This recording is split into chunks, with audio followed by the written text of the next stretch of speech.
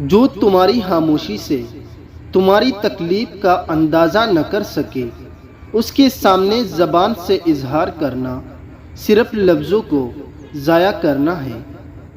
جانور میں خواہش اور فرشتے میں عقل ہوتی ہے، مگر انسان میں دونوں ہوتی ہے۔ اگر وہ عقل کو دبا لے تو جانور، اور اگر خواہش کو دبا لے تو فرشتہ۔ محبت سب سے کرو، لیکن اس سے اور بھی زیادہ جس کے دل میں تمہارے لیے تم سے بھی زیادہ محبت ہے۔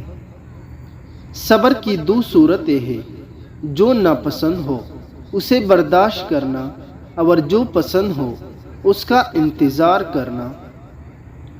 کبھی اچانک تمام کام درست ہو جاتے ہیں اور کبھی طلبگار ناکام رہتا ہے، اور میں نے اللہ کو اپنے ارادوں میں ناکامی سے پہچانا۔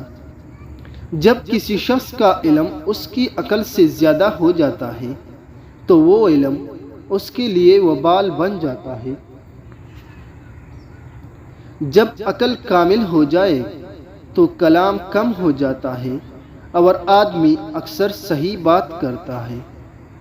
جو شخص جان بوجھ کر گمراہی کا راستہ اختیار کرے اسے کوئی راہ راست پر نہیں لا سکتا۔